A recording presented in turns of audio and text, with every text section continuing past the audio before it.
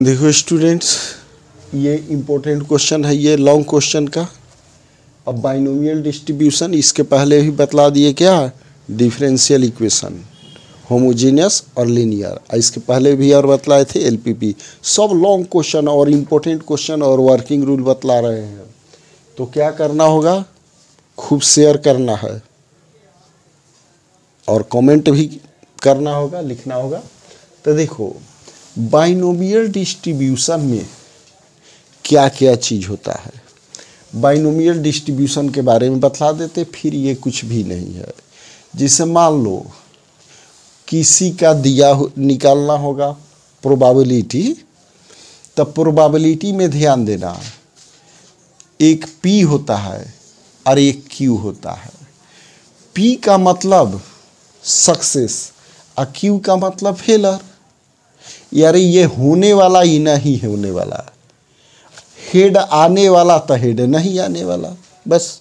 तो ये तो फार्मूला मालूम है, probability of E plus probability of not event E equal to 1।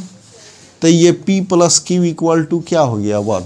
ये ध्यान देना है, ये कभी पूछ भी सकता है। क्लियर आ गया समझ में? तो पहला ध्यान देना है, P plus Q equal to 1। तब P equal to 1 minus Q, Q equal to 1 minus P। पहला ये चीज़ जानना जरूरी है।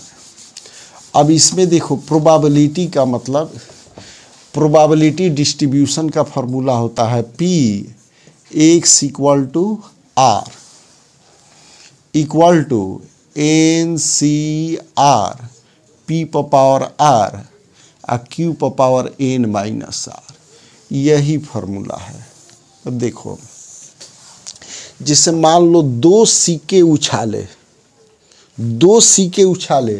तो R का वैल्यू क्या क्या हो सकता है।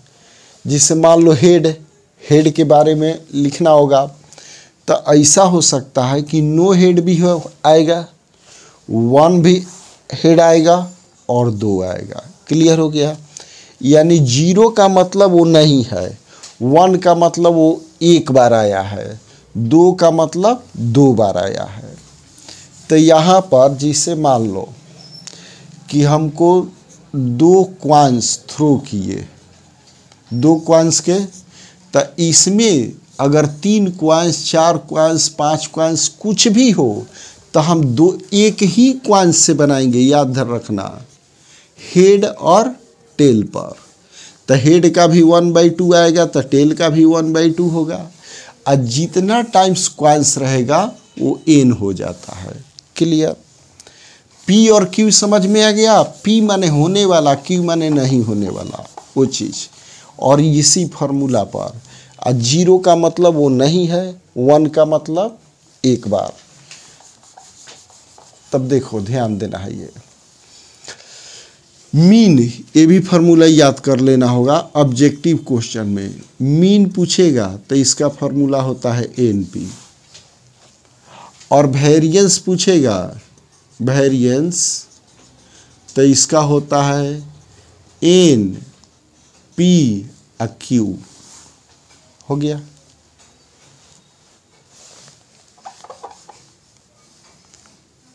NP और हो गया NPQ।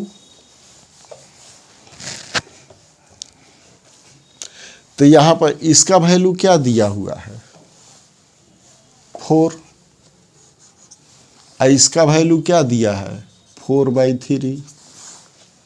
तो NP का वैल्यू क्या है, तो यहाँ NP के स्थान पर NPQ दिया हुआ है, इसका 4/3 दिया हुआ है।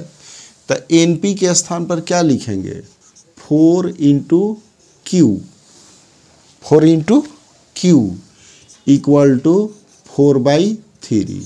4 और 4 कैंसिल, तो Q का वैल्यू क्या आया, 1/3। तो फार्मूला क्या बतला है, Q जब निकल गया तो P भी निकल जाएगा। P plus Q equal to 1। तो ये P हो गया, ये हो जाएगा 1 माइनस Q। तो Q का वैल्यू 1/3। तो ये क्या हो गया, 2/3। बस P मालूम हो गया, Q। अब क्या निकालना है, N। तो N हो गया P 2/3 2/3 और Q क्या है 1/3 हो गया। इक्वल टू क्या दिया है 4/3। देखो NPQ, तो ये 3 और ये 3 कट जाएगा, आई 2 से ये कट जाएगा, तो N का वैल्यू क्या आया 6। बस N मालूम हो गया, P मालूम हो गया, Q। तो देखो यहाँ पर P आया है हमारा कितना 2/3, Q कितना आया है 1/3 और N कितना आया है 6।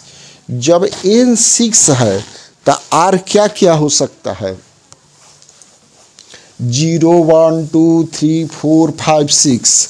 सम ऑफ टोटल प्रोबेबिलिटी को 1 इवेंट का ऐड करेंगे तो क्या आएगा 1। तो ध्यान देना है यहाँ पर।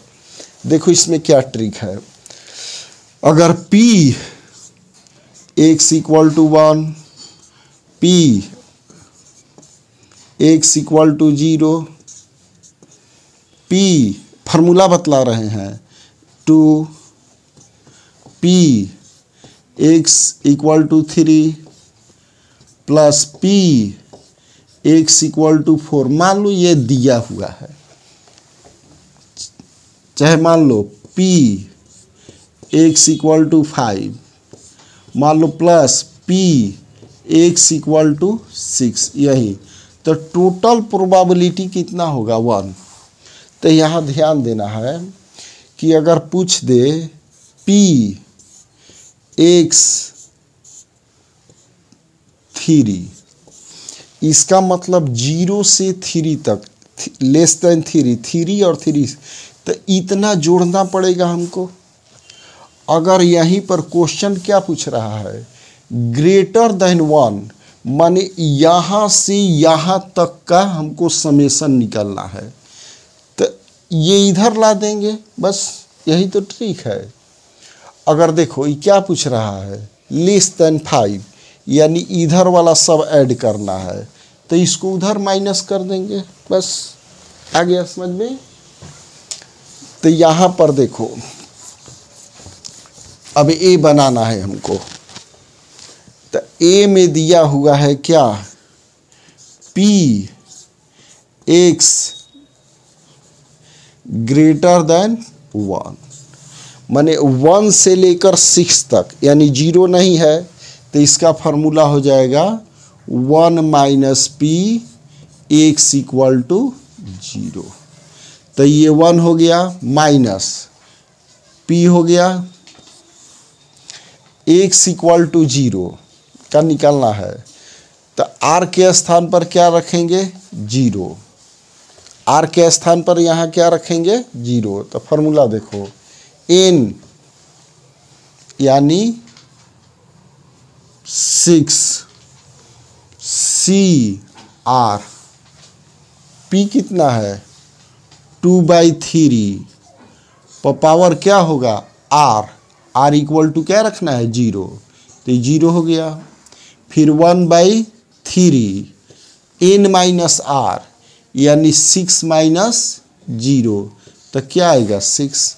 अब इसी का वैल्यू निकाल देना है, तो ये हो गया 1 - 6 0 1 होता है, किसी नंबर पर पावर 0 1 होगा।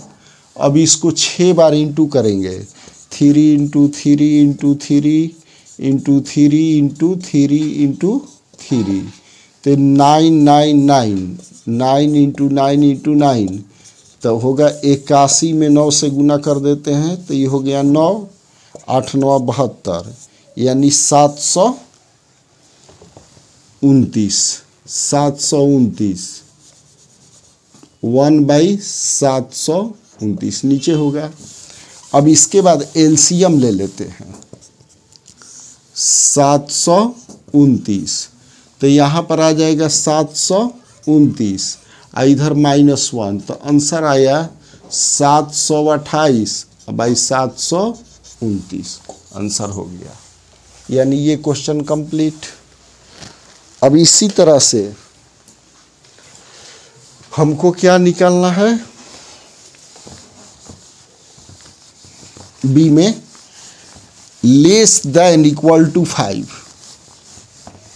यानी क्या माइनस करना होगा 6।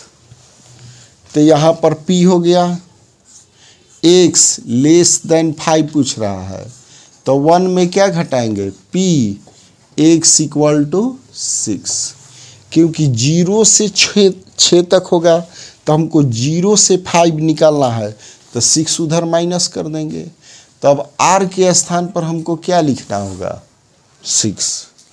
तो फार्मूला हो गया 1 माइनस NCR, तो ये 6 हो गया, C 6 हो गया, P का वैल्यू 2/3, पावर क्या होगा R यानी 6, अब फिर होगा 1/3, 6 माइनस 6 N माइनस R, तो 6 माइनस 6 हो जाएगा।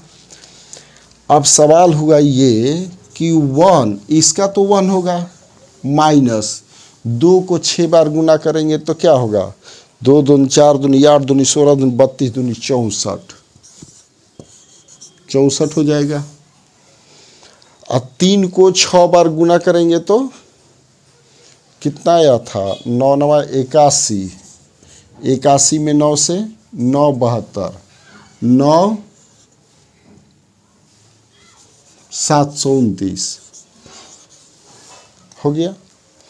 अब एलसीएम कितना होगा 729, 729 घटाओ 64, तो 9 में से 4 घटा दिए 5, आई हो गया 12 में से 6 घटेगा तो 6, आई हो गया 6 हो जाएगा, और नीचे क्या होगा 729।